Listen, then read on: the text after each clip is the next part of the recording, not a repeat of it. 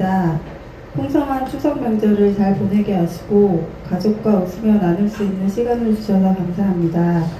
바쁘고 마음이 분주했지만 그 속에서도 평안하게 명절을 잘 마무리할 수 있게 해주심에도 감사드립니다.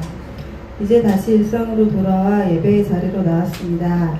예배의 시간을 통해 우리의 마음이 따뜻해지고 위로받게 해주세요.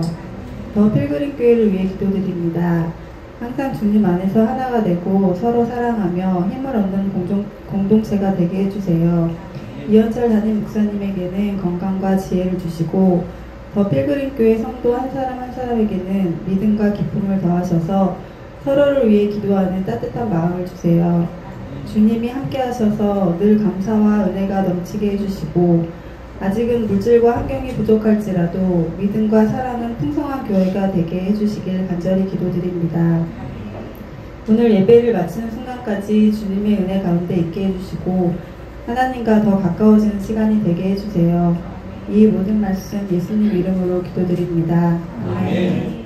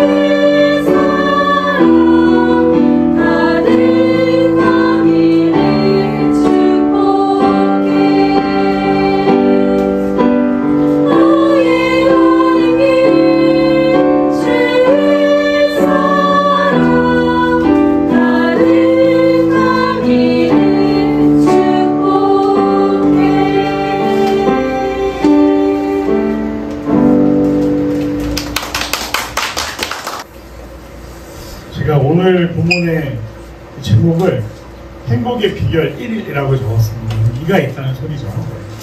감히 제가 행복을 정의할 그런 지혜로운 사람은 아닙니다. 그러나 성경은 다릅니다. 성경 안에는 우리가 행복할 수 있도록 가르쳐 주시고 인도하시는 이야기들이 있습니다. 당신에게 가장 행복한 순간은 언제입니까? 라는 질문을 유튜브의 한 채널에서 5살 아이부터 70대 노인분에게 이르기까지 이 질문을 했습니다. 잠깐 영상 한번 보시고 계속 말씀 이어가도록 하겠습니다.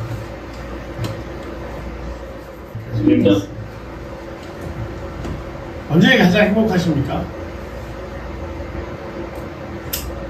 행복하지 않으시고요. 네, 저기. 오늘 말씀을 통해서 우리가 삶의 행복의 비결을 찾을 수 있는 시간이 되길 바랍니다. 오늘 영상을 보면 10대 미만 아이들은요, 놀 때 행복한 것 같아요. 가족들하고 함께 이렇게 놀 때 뭐 그런 이야기들이 많았습니다. 10대에서 20대 사이에는 가족들과 여행을 가거나 친구들과 특별한 경험을 했습니다. 즉, 관계 속에서 행복을 느꼈습니다. 20대에서 30대는 남다른 경험 혹은 자신의 가치를 인정받았을 때 행복하다고 얘기했고, 또 의미 있는 일을 했던 순간이 행복하다는 이야기를 했습니다. 40대에서 50대에는 자녀를 얻게 된 순간이 굉장히 많았죠. 또 인정받거나 성취감을 느꼈을 때라고 대답을 하기도 했습니다. 하나 슬픈 것은 딸 낳아서 행복하다는 분들은 많았는데 아들 낳아서 행복하다는 분은 한 분밖에 없었습니다. 그리고 60대 이상은 자녀들이 자랑스러운 순간에 나도 행복했죠. 또 본인이 여전히 무언가 할 수 있는 것을 느끼는 순간, 그리고 또 매 순간이라는 대답을 하셨습니다. 이 모든 세계를 관통하는 행복의 공통적인 기준은 무엇일까요? 가만히 생각해 보니까 만족을 느낄 때 행복한다고 이야기했어요. 성취감을 느낄 때 행복한다고 했어요. 인정받을 때 행복하다고 했습니다. 또 마지막으로 함께 할 때 행복하다고 했습니다. 행복을 찾는 일은 어려운 일이 아닙니다. 어떤 조건이나 무엇을 갖춰야만 행복할 수 있는 것이 아니라 지금 내가 내 주변을 둘러보면서 만족할 수 있는가, 또 내가 이뤄놓은 것들을 어떤 야망이 아니라 하루하루 이뤄가고 있는가, 또 나는 누구에게 인정받고 있다면 진심으로 행복한 사람입니다. 또 함께 할 수 있는 사람이 있다면 그 또한 행복한 것입니다. 오늘 사도 바울은 데살로니가 교회를 향해서 마지막 이 서신서를 쭉 쓰고 겉면으로 말을 마치면서 이러한 이야기들을 합니다. 형제들아, 우리가 너에게 구하오노니 너희 가운데 수고하고 주 안에서 너희를 다스리며 권하는 자들을 너희가 알고 그들의 역사로 말미암아 사랑 안에서 가장 귀히 여기며 너희끼리 화목하라. 오늘 사도 바울은 데살로니 교회가 굉장히 열악하고 연약한 가운데, 특별히 사도 바울이 데살로니가 교회를 개척할 때 핍박을 엄청나게 받았습니다. 도망칠 수밖에 없었습니다. 고린도 지역으로 피신하게 되는데, 그때 데살로니가 교회에 누구를 남겼을까요? 동행했던, 자신의 아들처럼 여겼던 디모데를 남기게 됩니다. 그리고 그 디모데를 통해서 우리가 작고 연약하지만 좋은 교회를 만들어가고 있습니다 라는 소식을 들었을 때 사도 바울이 기쁨으로 데살로니가 전서를 쓰게 되는 것이죠. 이 데살로니가 교회에는 어려움이 있었습니다. 특별히 구원론에 대한 어려움이 있었습니다. 자꾸만 영지주의자들이나 유대 율법주의자들이 들어와서 구원에 대한 이야기들을 오해하게 가르치는 것이었어요. 그러니 혼자서는 벅찼던 디모데가 사도 바울에게 도움을 요청했고 이 서신을 보내게 되는 거죠. 그러면서 서신 마지막에 하고 있는 단어는 행복한 교회란 무엇인가, 행복한 삶이란 무엇인가에 대한 권면인 것입니다. 행복한 교회가 되기 위한 권면은 먼저 목자는 성도들을 사랑하고 성도들은 목자들을 신뢰하는 것이 필요하다고 이야기를 합니다.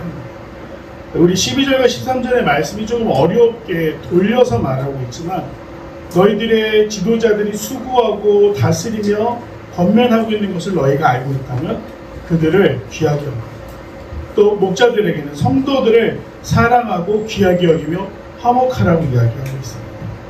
이것이 얼마나 행복한 교회겠습니까?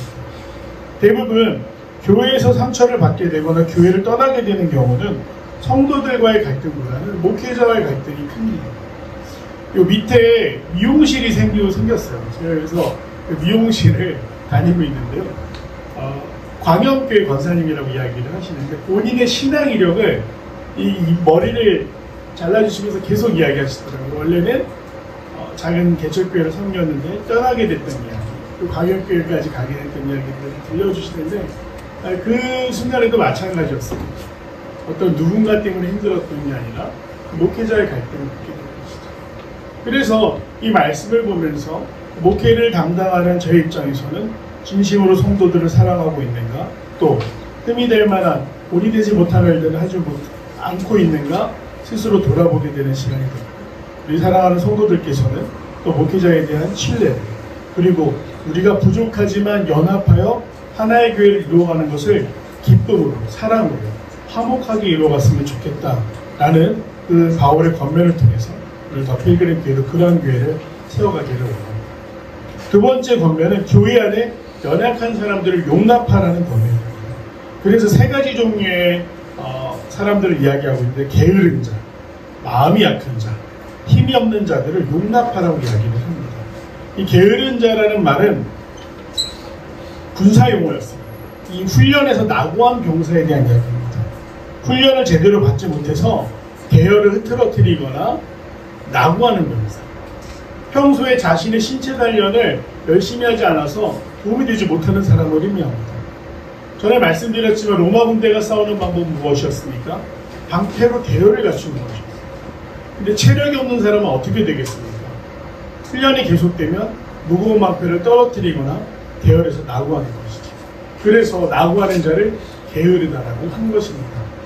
교회 안에서 내가 성실하지 못하고 남의 신세를 지며 게으른 자들이 있다면 우리가 그들을 판단하거나 그들을 정죄하거나 그들을 평가하는 것이 아니라 그들을 용납하라고 이야기하는 것이죠.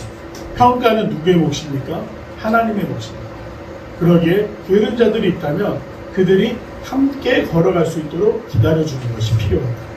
또 마음이 약한 자들을 용납하라고 합니다. 이 마음이 약한 자들은 우울감에 빠져 슬퍼하는 자들을 의미합니다. 어려운 사정으로 낙심하고 있는 자들에 대한 이야기입니다. 그렇다고 한다면 우리는 어떻게 해야 됩니까? 옆에서 위로하는 역할을 감당해야 된다는 것이죠. 그런데 이게 시간이 길어지면 어떻게 됩니까? 내 옆에 있는 사람이 어떤 슬픔을 겪었는데 극복하지 못하고 여전히 그곳에 매여 있다고 한다면 나중에는 옆에서 위로하는 사람들이 지치게 되어 있습니다. 그러다 결국 해서는 안 된 말을 하죠. 도대체 언제까지 그러고 있어요? 그런다고 뭐가 달라지냐? 이런 말들을 하게 됩니다. 나도 지쳤기 때문에 나온 말이었지만 그 말은 상대방이 마지막으로 버티고 있던 그 버팀목을 빼는 것처럼 느껴질 때도 있습니다.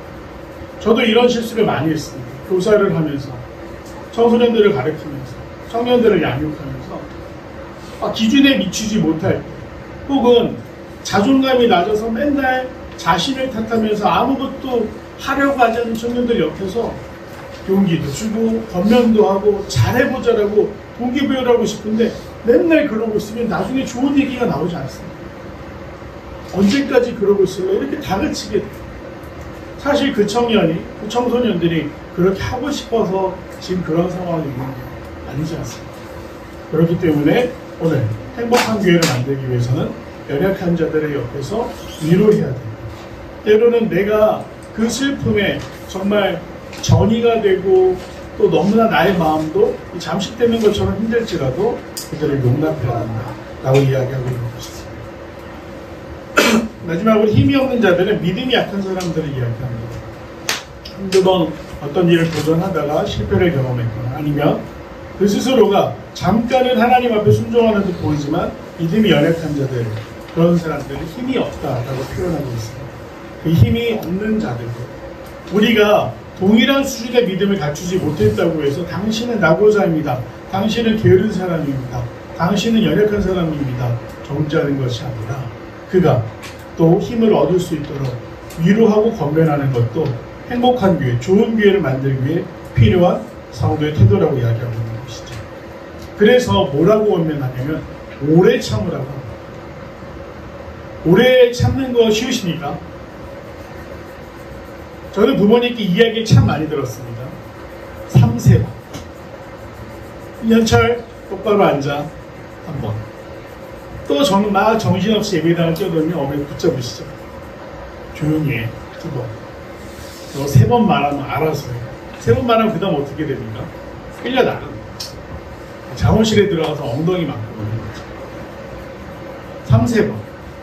뭐 3번까지 참아주겠다. 근데 성경에서 인내하라고 할 때 예수님이 말씀하신 건 몇 번이었죠? 7번씩 이는 거. 490번입니다. 표현이와 예준이 서로 뭘 잘못하더라도 몇 번까지 용서해야 된다고요? 3번이 아닙니다. 490번.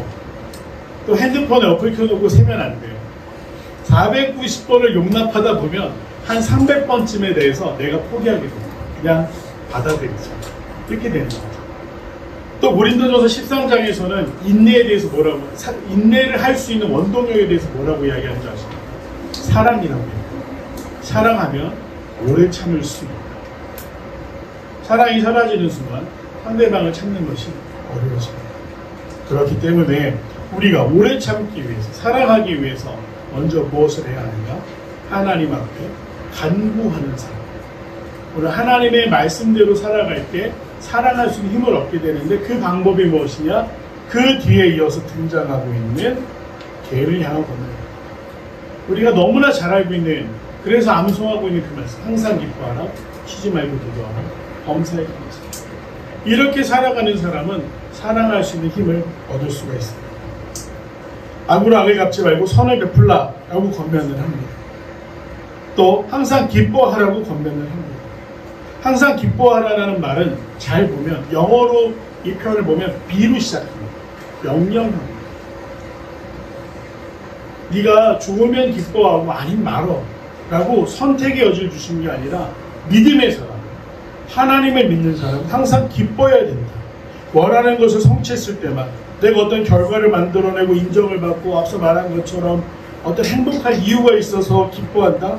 그건 누구나 다 할 수 있죠. 하지만 신앙은 어려운 길입니다. 우리에게 무엇을 도전하느냐? 항상 기뻐해요. 어떻게 하면 항상 기뻐할 수 있을까? 내가 상황이 어려움에 빠져 있는데, 힘든데 기뻐하라니, 그것이 가당키나 합니까? 어렵습니다. 그런데 성경 안에 창세기, 특별히 족장들의 역사가 왜 중요한가 보면, 그들 중에 참고 인내하는 가운데 항상 기뻐하게 되는 비결을 배웠던 사람들이 등장하기 때문입니다. 아브라함 어땠습니까? 잘 먹고 잘 사는데 하나님이 이사를 명령하셨고, 가자마자 기근을 만나게 됩니다. 마치 이런 것과 같습니다. 오늘날 건호 형제 꿈에 하나님이 나타나셨어요. 내일은 삼성전자 테슬라를 사도록 하여. 건호 형제가 신나서 삽니다. 다음날 갑자기 무슨 이유에서인지 폭락을 한다고 생각해 보십시오. 항상 기뻐할 수 있겠습니까? 웃고 있어요. 네, 그러나 기뻐 보이지는 않습니다. 어렵죠. 하나님의 말씀을 따라가면 형통할 줄 알았는데 기근을 만납니다. 심지어 비겁하게 아내를 팔아 넘겨야 되는 상황.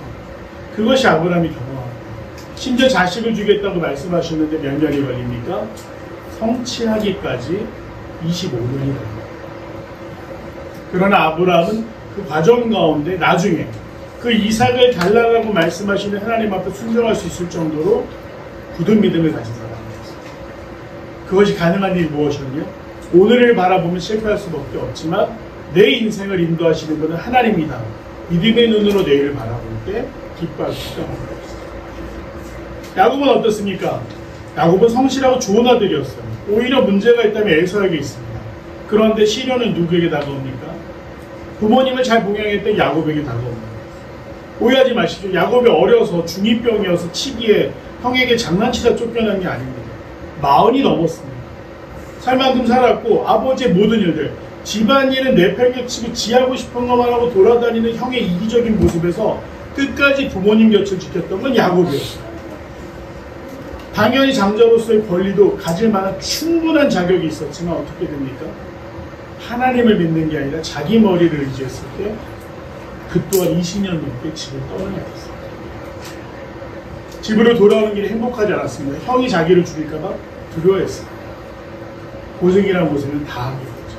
그래서 나중에 야곱이 파라오 바로 앞에 가게 되는데 뭐라고 이야기한다 하시냐면 내 인생이 험난한 세월이었습니다. 요셉은 어떻습니까? 요셉 자체도 신실하고 정직한 사람이었어요. 형제들이 아버지를 속일 때조차도 요셉은 정직해서 미움을 받았습니다. 다만 요셉에게 부족한 것이 있다면 겸손이었죠. 그런데 그것 때문에 얼마나 고생했는지 아십니까? 요셉도 17년 넘게 고생을 해요. 외국인 노동자로 팔려가서 성범죄자가 되고 전과자가 돼서 감옥 안에 보낸 시간이 17년이었어요. 그리고 다시 아버지를 만나기까지 몇 년이 걸리는 줄 아십니까? 9년이 걸려요. 26년의 시간 동안 아버지가 떨어져 있습니다. 그런데 그들이 마지막에 하고 있는 고백이 무엇이냐? 아우 나 죽을 만큼 고생했어요. 너무나 힘들었어요. 매일매일 지옥 같았어요. 라고 고백하는 게 아니라 항상 기뻐했다는 것이죠. 믿음의 눈으로 하나님의 역사를 기대하고 바라볼 때 그제서야 항상 기뻐할 수 있는 거죠. 내 힘으로, 내 의지로 너 기뻐해 라고 무책임하게 말씀하시는 게 아니라 아무리 힘들어도 이것이 지나가면 하나님이 나에게 기쁨을 주실 것이다. 그것이 믿음이자 우리 성경이 말하고 있는 항상 기뻐하라는 영문인 것입니다. 저 마가기는 더필교님께 성도들께서도 하나님의 명령 앞에서 믿음의 눈을 들므로 항상 기뻐할 수 있는 인생이 되기를 간절히 소망합니다. 두 번째는 쉬지 말고 기도하라고 이야기했어요. 이것 또한 명령입니다. 근데 쉬지 말고 기도하라는 말의 정확한 의미는 24시간 동안 기도만 하라는 이야기가 아닙니다. 삶의 모든 태도가 기도하는 것처럼 하나님께 집중하고 하나님을 의식해요. 제가 좋아하는 표현인데 코람데오, 하나님 앞에서 아무도 보지 않고 있는 그 순간에조차 나는 누구인가? 하나님 앞에 아무도 안 보니까 몰래 맛있는 거 나 혼자 먹어야지, 즐거운 거 나 혼자 해야지, 그런 게 아니에요. 늘 하나님을 인식하고 있는 상태가 항상 기도한다는 거예요. 쉬지 말고 기도할 때 어떤 일이 벌어질까요? 우리의 믿음이 강건해지게 됩니다. 이 모든 일은 하나님 나와 함께 하신다 라는 것이 있는 사람은 두려움이 없습니다. 제가 진돗개를 키웠던 적이 있습니다. 정말 좁은 사택 아파트에서 진돗개를 키우게 됐어요. 굉장히 똑똑한 여성이었어요. 3개월 때 저희 집에 왔어요. 그때는 제가 팔뚝만 했어요. 너무나 귀엽고 예쁘고 사랑스럽고 개를 키우는 일이 이렇게 즐거운 일인지 몰랐어요. 그리고 컸습니다. 한 성년 2년 정도가 지나니까 얘가 짐승이 됐어요. 반려견이 아니라 가축 한 마리가 집안을 휘젓고 다녔어요. 근데 제가 거짓말을 좀 하겠어요. 이 친구가요, 저희 집에 못 여는 문이 없었어요. 동그란 문은요, 앞발로 계속 이러다가 덜컥 열고 들어가요. 미닫이 문은 어떻게 하는지 아십니까? 발톱을 세워서 끈질기 계속 해가지고 조금 틈이 벌어지면 또 주둥이를 열어요. 그러니 얘가 못 가는 데가 없어서 저희는 너무나 천재인 줄 알았죠. 근데 이 개를 데리고 산책을 나갔는데 하루는 너무나 재밌는 일을 경험하게 됐어요. 학교 운동장에 풀어놨더니 열심히 뛰어다니고 그러다가 까치 한 마리를 만나게 돼요. 낯선 새를 처음 본 거예요. 둘이 대립하고 있었어요. 까치도 도망치지는 않더라고요. 그러다 진돗개가 짖으면서 달려드니까 그제서야 까치가 날아갔습니다. 그리고 저한테 걸어오는 모습 굉장히 의기양양. 어깨를 세우고 자기가 뭔가 했다라는 거죠. 그런데 어떤 일이 벌어졌는지 아십니까? 또 후다다다다 운동장에 가로질러서 뛰어가는데 까치가 15마리에서 17마리 정도가 우르르 몰려오고 그러더니 그 공포영화에서 나오는 것처럼 하늘을 빙빙 돌면서 확 내려와서 이 진돗개에 겁을 주는 거예요. 저도 놀랐어요. 까치가 굉장히 영리한 동물새라는 걸 알고 있었지만 또 집단으로 움직인다는 걸 알고 있었지만 그린 진돗개가 어떻게 되겠습니까? 두려워서 도망치는 거예요. 제 뒤에서 아무것도 못하고 있는 거예요. 그래서 제가 어떻게 했겠습니까? 저 목청이 되게 크니까 으아 소리 지르면서 까치 쪽으로 막 뛰어갔어요. 그러니까 까치가 또 다 날아가 버렸어요. 그랬더니 갑자기 제 뒤에서 나오더니 지가 한 것처럼 이러고 또 쓰는 거예요. 너무 귀엽기도 했지만 그런 거죠. 내가 감당할 수 없는 상대를 만나면 우리는 두려워할 수밖에 없어요. 하지만 우리 뒤에 누가 계십니까? 하나님이 계십니다. 하나님과 함께하는 사람이 두려워할 것이 무엇이 있겠습니까? 당장은 힘들 것 같겠지만 하나님이 주시는 결말이 어떻다라고 야고보서에서 이야기하죠. 야고보서 5장을 보면 하나님이 약속하시는 결말은 가장 선하시고 자비로우신 결말. 그 말씀을 기억하면서 하나님이 내 뒤에 계시다. 그래서 하나님을 바라볼 때 우리는 쉬지 않고 기도하며 그 기도의 의미와 은혜를 누릴 수 있는 것입니다. 마지막으로 범사에 감사하라고 말씀하십니다. 범사에 감사. 오늘 행복의 비결에 앞서 말한 두 가지가 먼저 이루어질 때 우리가 어떻게 되느냐? 감사가 넘치는 사람입니다. 기뻐하는 사람, 또 쉬지 않고 기도하는 사람에게는 모든 것이 감사합니다. 우리가 앞서 찬양하라는 모든 것이 은혜. 너무 감동이지 않습니까? 사실 순간순간은 다 은혜가 아니었어요. 너무나 힘든 순간들이 있어요.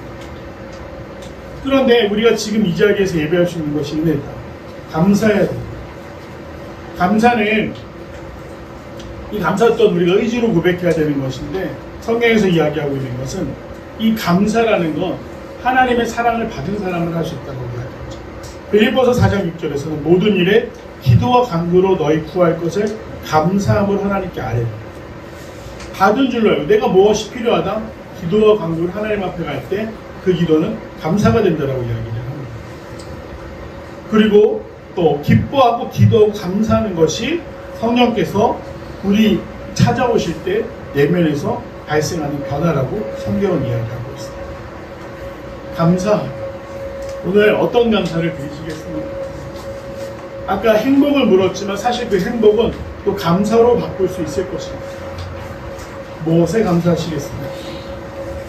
시편 118편 1절은 이렇게 얘기합니다. 여호와께 감사하라. 그는 선하시며 그 인자심이 영원합니다.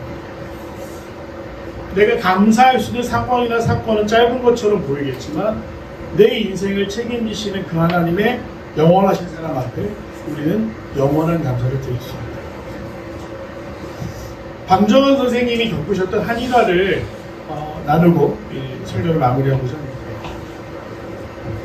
이 중학생들에게 묻겠습니다. 방정환 선생님이 혹시 어떤 분인지 아시나요? 정확합니다. 정확히 어린이날에 만드셨지만 아동 인권에 대해서 이야기하신 분이죠. 저도 굉장히 감사합니다. 지금 어른이가 됐음에도 불구하고 왠지 그날이 되면 좋아요. 쉬는 날이어서 좋기도 하고 괜히 마트 장난감 코너에 가면 아이들을 사준다는 핑계로 저 혼자 굉장히 행복한 시간을 보내고 있습니다. 방정환 선생님이 하루는 밤늦도록 집에서 책을 읽고 계셨습니다.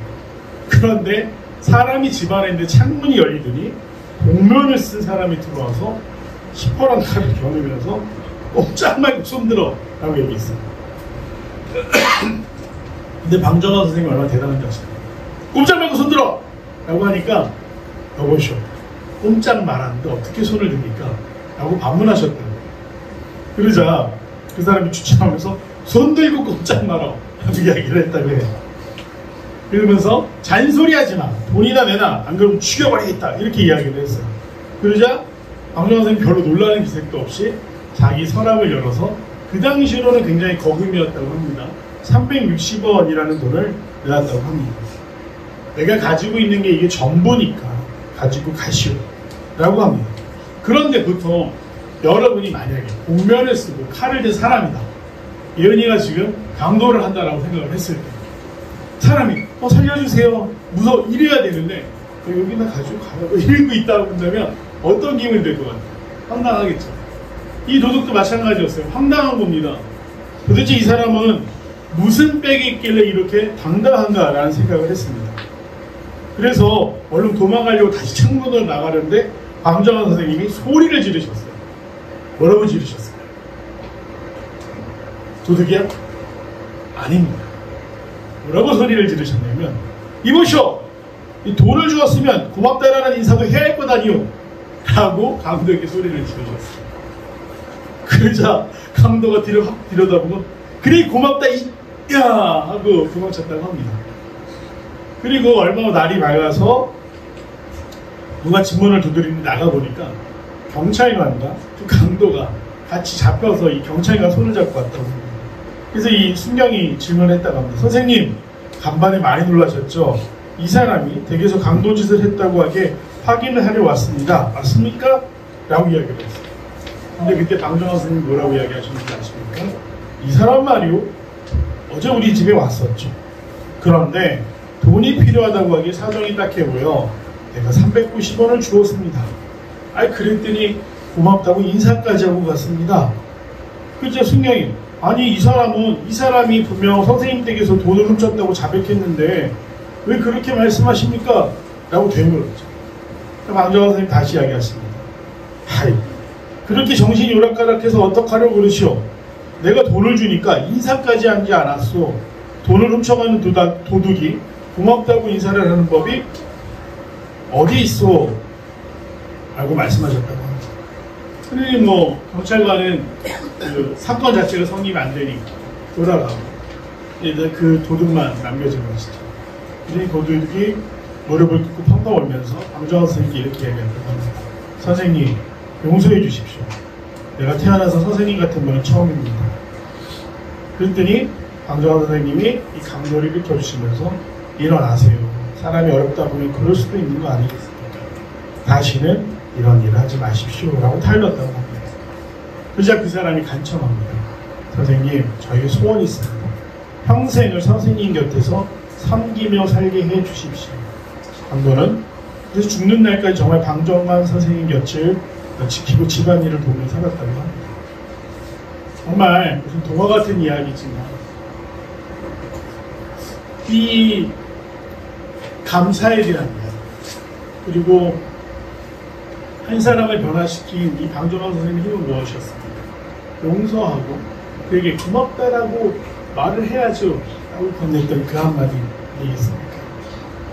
소망하기는 우리가 감사할 일이 있어서 감사하는 것이 아니라 가장 큰 감사의 제목은 무엇입니까?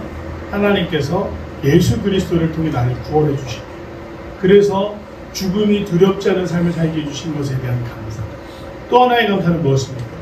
인생이라는 것이 노년에 이르러서도 수많은 선택과 일들 가운데 두려움이 찾아올 수밖에 없는 것.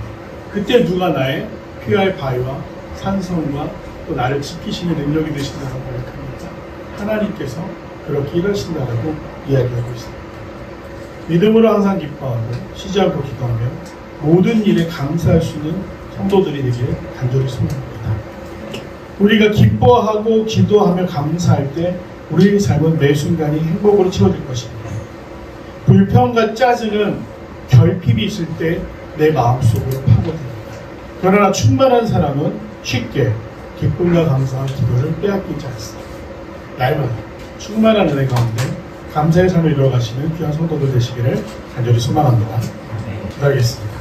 사랑하는 풍성하신 아버지 하나님, 주님 항상 기뻐하고 쉬지 말고 기도하며 범사에 감사한 인생을 살아갈 수 있는 귀한 성도들이 되기를 간절히 소망합니다. 이 시간 우리 함께해 주시옵소서. 하나님의 놀라운 은혜 가운데 늘 기쁨과 감사와 기도가 넘쳐나는 삶이 될 수 있도록 도우시고 인도하시고 무사히 표현해 주시옵소서. 주님만이 우리 유일한 도움이 되심을 고백합니다. 우리와 동행하여 주시옵소서. 감사드리며 사랑하는 예수님의 이름으로 간절히 기도드립니다. 이제는 주님 앞에서 항상 기뻐하며 쉬지 않고 기도하며 범사에 감사하기로 결단하며 나가는 귀한 성도들, 우리 주 예수 그리스도의 놀라운 은혜와 하나님의 크신 사랑, 성령의 내주 역사하시사 항상 기도할 수 있도록 기뻐할 수 있도록 감사할 수 있도록 인도하시는 놀라운 은혜가 사랑하는 성도들의 삶 가운데 영원토록 함께 하시기를 축원하옵나이다. 아멘.